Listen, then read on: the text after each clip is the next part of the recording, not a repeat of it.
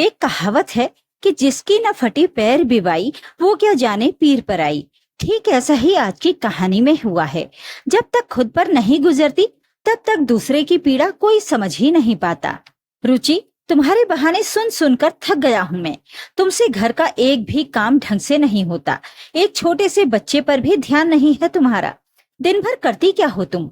शरद जैसे ही ऑफिस से घर आया, अपने बेटे शिवा को रोता देख अपनी पत्नी रुचि पर चिल्ला पड़ा। शरद की बातें सुन रुचि को बहुत बुरा लगा। तुम ये कैसी बातें कर रहे हो? तुम्हें क्या पता है मैं दिन भर क्या करती रहती हूँ? क्या तुम ऑफिस से देखने आते हो? ऊपर से एक छोटा सा बच्चा है। अकेले कितना मुश्किल होता है घर के काम करने के साथ साथ बच्चे को संभालना। तुम्हें अंदाजा भी है? हाँ हाँ, तुमने तो सबसे अनोखा काम किया है ना, बच्चे पैदा करके। मेरी माँ ने भी 4-4 बच्चों को एक ही साथ पाला है, पूरे घर के काम करते हुए। और ये क्या, मैंने तुम्हें कपड़े धोने के लिए बोला था ना, एक भी कपड़े नहीं धोए हैं तुमने। कहते हुए गुस्से में शरद अपने सारे कपड़े उठाकर बेड पर फेंक देता है। शरद, आज सुबह से मेरे बदन में दर्द है, बिल्कुल हिम्मत नहीं हो रही, इसलिए कपड़े नहीं धुले हैं। और वैसे भी और भी कपड़े हैं जो धोकर मैंने प्रेस करके अलमारी में रखे हैं, तुम वो पहन लेना। मैं ये सारे कपड़े कल धो दूंगी। बस करो रुचि, दिन रात बस तुम्हारे बहाने ही सुनता रहता हूँ। नहीं होते तुमसे काम तो साफ साफ बता दो, मैं अपना काम खुद कर लूंगा। समझ में नहीं आता, सुबह 8 बजे तक खाना भी बन जाता है, फिर भी पूरे दिन ये करती क्या रहती है? कपड़े भी इससे साफ नहीं होते, एक काम ढंग का नहीं होता है। खुद से बड़बड़ाते हुए शरद गुस्से में घर से बाहर चला गया। शरद की बातें सुनकर रुचि रो पड़ी। उसकी आंखों में आंसू आ गए। आज सच में उसके बदन में दर्द हो रहा था, बुखार सा लग रहा था। इतना होने के बावजूद भी शरद ने एक बार भी रुचि के ऊपर ध्यान नहीं दिया। ऊपर से 10 बातें सुनाकर चला गया। और ये शरद का आए दिन का था। आज तो खैर रुचि की तबीयत सही नहीं थी। तबीयत नहीं भी खराब हो तो भी रुचि चाहे कितना भी घर का काम कर ले, शरद को कभी उसका काम दिखाई ही नहीं देता। वो बस अपनी माँ की सुनी सुनाई बातें बोलता कि दिन भर करती क्या हो, दिन भर सोती ही रहती हो। असल में शरद शादी के बाद रुचि को लेकर बाहर ही रहता था। उनका 1 साल का बेटा भी था, शिवा। शरद जितनी बातें रुचि से नहीं करता, उतनी बातें वो तो फोन पर अपनी माँ से करता रहता। शरद की माँ को पता रहता कि शरद 8 बजे घर आ जाएगा, तो जैसे ही शरद घर आता थोड़ी देर में ही उसकी माँ का फोन भी आ जाता। बस शरद माँ से लगातार फोन पर बातें करता रहता। एक एक हालचाल उन्हें पता होनी चाहिए। यहाँ तक कि शरद और रुचि के बीच में किस बात को लेकर लड़ाई हो रही है, वो भी उनकी जानकारी में होना चाहिए। शरद भी छोटी से छोटी बातें अपनी माँ को बताता रहता और बाद में शरद की माँ वो सारी बातें अपनी बेटियों को, रिश्तेदारों को, सबको बताती कि मेरा बेटा बहू से बहुत परेशान है, एक भी काम ढंग से नहीं करती है, पता नहीं क्या देखकर क्या सीख कर के आई है अपने मायके से। क्या इसके माँ बाप ने यही सिखाया है? ये सारी बातें कहीं ना कहीं से रुचि को पता जरूर चल जाती और रुचि को बहुत दुख होता। सास को क्या बोले जब पति ही उसकी बेइज्जती करने पर तुला हुआ था। और सबसे बड़ी चिढ़ रुचि की ये भी थी कि बात बात पर शरद अपनी माँ की ही बोली बोलता कि मेरी माँ ने भी 4-4 बच्चे पाले हैं, घर का काम किया है, कभी किसी को शिकायत का मौका नहीं दिया, और तुमसे एक बच्चा संभालते हुए घर नहीं देखा जाता। लेकिन फिर भी बेचारी रुचि मजबूर थी। लड़कर झगड़कर रोकर रह जाती, करे तो करे क्या। उसे ऐसा लगता शायद इस परिवार को अपनी अहमियत बताते बताते अगर वो मर भी जाएगी तो भी वो नाकाम ही रहेगी। कभी कभी तो ऐसा मन करता कि घर छोड़कर चली जाए, लेकिन जाएगी तो जाएगी कहाँ? बस एक औरत की सबसे बड़ी मजबूरी होती है उसकी औलाद। अपने 1 साल के छोटे मासूम से बच्चे का मुंह देखकर बार बार रुचि खुद को रोक लेती। शरद रात को लेट घर आया। अभी भी गुस्सा उसके चेहरे पर साफ साफ दिखाई दे रहा था। रुचि ने जब शरद के आगे खाना रखा तो सब्जी थोड़ी तीखी निकल गई। तीखी निकल गई या शरद को बहाना चाहिए था? गुस्से में उसने थाली उठाकर फेंक दी और चीखते हुए बोल पड़ा, तुम्हें एक भी काम ढंग से नहीं आता है। सुबह से 2 ही रोटी खाता हूँ, वो भी तुम ढंग से नहीं दे सकती हो। मुझे समझ में नहीं आता तुम करती क्या हो पूरे दिन? तुमसे ढंग का खाना तक नहीं बनाया जाता। सोते सोते मोबाइल देखते देखते तुम बोर नहीं होती हो? एक तो रुचि बीमारी में भूखी प्यासी रात के 11 बजे तक शरद का इंतजार कर रही थी, और खाना देने पर शरद ने खाना उठाकर फेंक दिया और उसे इतना भला बुरा बोला कि बेचारी रुचि रो पड़ी। शरद बिल्कुल ही अलग था, सारे मर्दों से अलग था। वो अपनी पत्नी को पत्नी न समझकर एक कामवाली समझता था, जो सुबह से लेकर शाम तक घर का सारा काम कर ले, बच्चे देख ले, उसे टाइम पर चाय पानी खाना नाश्ता दे दे, उसके कपड़े धो दे, घर की साफ सफाई कर दे, और उसे जब जब उसकी जरूरत महसूस हो वो उसे भी खुश रख सके। बस यही सोच थी शरद की, और रुचि भी उसकी हर काम को परफेक्ट करने की कोशिश भी करती। लेकिन आज जब उसकी तबीयत ठीक नहीं है, इसके बावजूद भी शरद का ऐसा व्यवहार था, तो अब रुचि के बर्दाश्त के बाहर हो रहा था। आखिर कोई कितना बर्दाश्त करे? बर्दाश्त करने की भी कोई सीमा होती है। शरद के खाना फेंक देने पर रुचि ने भी खाना नहीं खाया और भूखी ही सो गई। पूरी रात रोती रही। एक तो तबीयत ठीक नहीं थी, ऊपर से शरद का व्यवहार उसके लिए दिन प्रतिदिन कठोर होता जा रहा था। तो रुचि के दिमाग में भी बार बार एक ही बात आ रही थी कि आखिर ये सब कब तक चलेगा? ऐसे तो शरद दिन पर दिन उसके साथ और बुरा व्यवहार करता चला जाएगा। उसकी इज्जत कौड़ियों के बराबर नहीं रहेगी। नहीं नहीं, मुझे ही कुछ करना पड़ेगा। मैं ऐसी जिल्लत भरी जिंदगी नहीं जी सकती। मुझे अपनी इज्जत, मान सम्मान, अपने स्वाभिमान के लिए कुछ करना ही पड़ेगा। पूरी रात रुचि परेशान रही और आखिरकार कुछ सोचते हुए उसने एक फैसला ले लिया। 2 दिन बाद संडे था। संडे की सुबह सुबह रुचि 6 बजे शरद से ये कहकर घर से बाहर चली गई कि उसकी माँ की तबीयत बहुत खराब है, वो सीरियस है, अस्पताल में एडमिट है, इसलिए वो उन्हें देखने जा रही है। ऊपर से उसने बच्चे को भी घर पर छोड़ दिया, ये कहते हुए कि 1 घंटे में ही वापस आ जाएगी। शरद को भी लगा कि चलो इसी बहाने घर में थोड़ी शांति तो रहेगी ना। बच्चे का क्या है, वो तो वैसे भी 9 बजे से पहले उठने वाला नहीं है। लेकिन ये शरद की सबसे बड़ी गलत सोच साबित हुई। शरद ने सोचा संडे है, आराम से 10 बजे तक सोकर उठूंगा। लेकिन 6 बजे रुचि के घर से बाहर निकलते ही करीब 1 घंटे बाद ही शिवा उठ गया और माँ को ना देख रोने लगा। शिवा के रोने से शरद की नींद खराब होने लगी। वो बार बार शिवा को पकड़कर दबाकर सुला लेता, लेकिन शिवा छोटा बच्चा भला कहाँ सोने वाला। माँ को न देख और भी रोने लगा। ऊपर से भूख लगी थी वो अलग से। जब काफी देर तक शिवा को संभालते हुए शरद परेशान हो गया तो उठकर दूध की बोतल ले आया। दूध पीने के बाद थोड़ी देर तक शिवा शांत रहा तो शरद की जान में जान आई। उसने मोबाइल लगाकर शिवा के आगे रख दिया और फिर से सो गया। लेकिन शिवा ठहरा छोटा बच्चा, चैन से कहाँ बैठने वाला था। वो कभी शरद के ऊपर खेलता तो कभी उसके ऊपर बैठ जाता, कभी कूदता, कभी चिल्लाने लगता, कभी रोने लगता।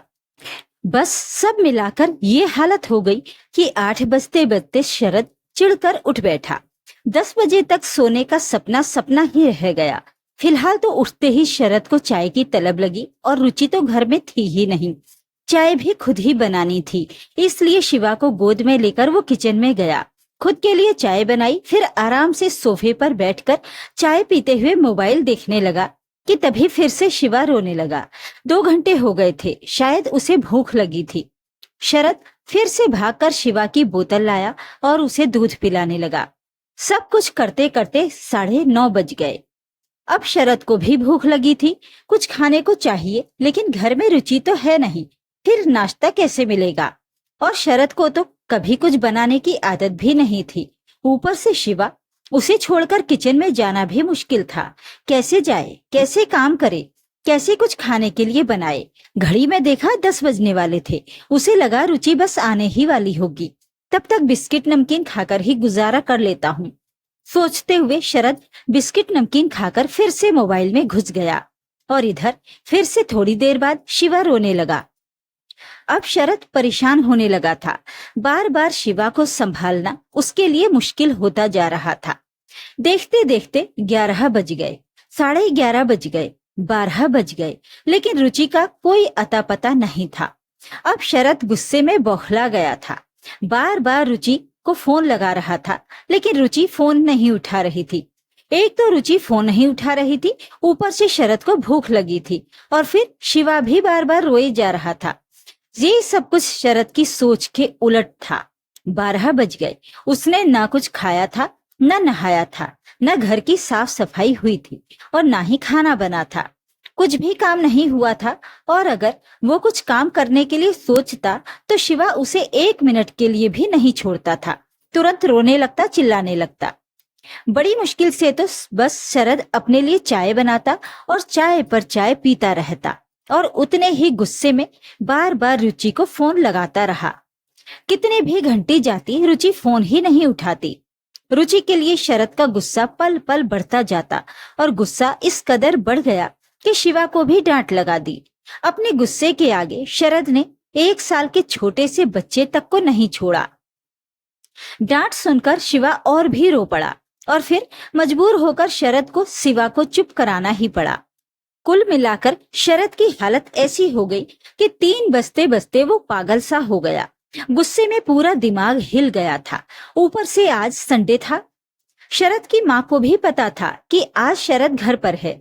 सुबह से कम माँ का 10 बार फोन आ चुका था, लेकिन 10 मिनट भी शरद अपनी माँ से बात नहीं कर पाया। जब बार बार शरद की माँ का फोन आता रहा तो आखिरकार शरद एक बार अपनी माँ से भी चीख कर बोल पड़ा, क्या है माँ, लगातार फोन पर फोन लगाए जा रही हो? टाइम नहीं है ना, बात नहीं कर पा रहा हूं ना। अब मुझे एक बार भी फोन मत करना, परेशान मत करना, मैं पहले से ही बहुत परेशान हूँ। गुस्से में कहते हुए शरद ने फोन काट दिया। शरद के लिए सबसे बड़ी आफत था शिवा। शिवा के चलते वो 1 मिनट के लिए भी फ्री नहीं हो पाया। बड़ी मुश्किल से शिवा रोते रोते 1 घंटे के लिए सोया। शिवा के सोते ही शरद भी बेड पर गिरकर तुरंत ही खर्राटे भरने लगा। बुरी तरह से थक गया था। भूख लगी थी लेकिन खाना बनाने की हिम्मत नहीं थी। पूरे दिन में यही 1 घंटा था जो शरद को ऐसा मिला था जिसमें उसने चैन की सांस ली थी, आराम से सोया था। अभी उसकी नींद भी पूरी नहीं हुई थी कि बीच में ही शिवा उठकर रोने लगा। शरद ने घड़ी देखी तो शाम के 4 बज गए थे। रुचि का कहीं भी अता पता नहीं था और ना ही वो फोन उठा रही थी, ना मैसेज का जवाब दे रही थी। समय के साथ साथ शरद का गुस्सा और भी बढ़ता जा रहा था। देखते देखते रात के 8 बज गए थे। अब शरद रुचि के लिए परेशान हो गया। परेशानी के साथ साथ उसका गुस्सा भी बढ़ता जा रहा था। करीब 10 बजे जाकर रुचि आई। रुचि को देखते ही शरद गुस्से में उसके ऊपर बरस पड़ा। रुचि, ये क्या बदतमीजी है? तुम सुबह के 6 बजे निकली हो ये बोलकर कि 1 घंटे में आ जाओगी और आ रही हो तुम रात के 10 बजे। शर्म नाम की चीज नहीं है तुम्हारे अंदर। तुम्हारा पति, तुम्हारा बच्चा घर पर अकेले हैं। पूरे दिन में बच्चे को लेकर पागल हो गया। बिना खाए पिए मैं पूरे दिन पड़ा रहा, थक गया मैं। पागल कर दिया इस लड़के ने। रुचि शांति से शरद की सारी बातें सुनती रही। जब शरद चुप हुआ तो रुचि बोली, शरद, आज तो तुम्हारी छुट्टी थी, तुम ऑफिस भी नहीं गए, फिर कैसे थक गए? और रही बात बच्चे की, तो वो तो छोटा बच्चा है, वो क्या परेशान करता है? वो तो खा पी के पड़ा रहता है। फिर तुम्हें कैसे परेशान किया उसने? ऊपर से तुमने खाना भी नहीं बनाया, घर की सफाई भी नहीं की, यहाँ तक कि तुमने बच्चे के कपड़े तक नहीं बदले हैं।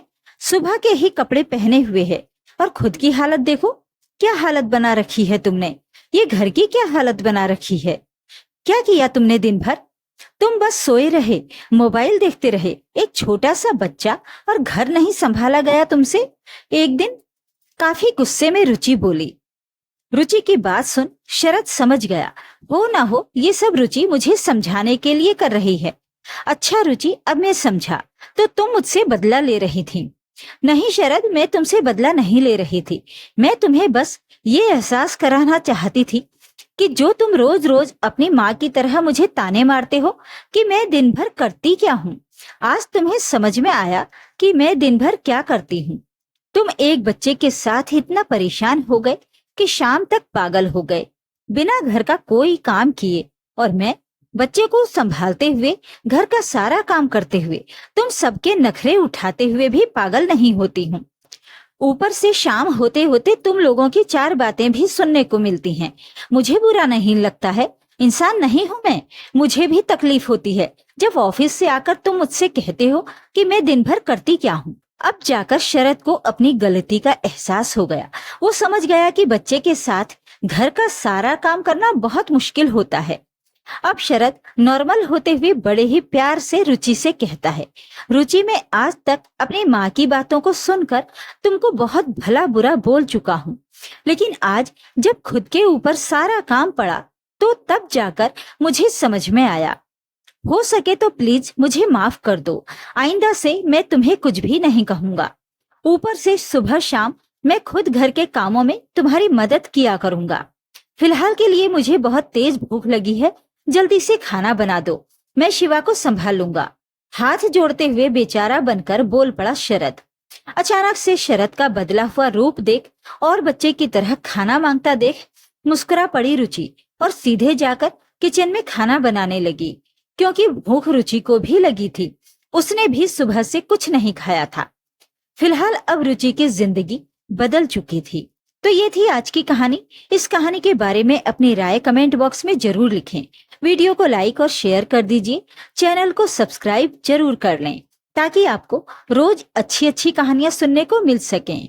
तो फिर मिलते हैं एक और कहानी के साथ। नमस्कार।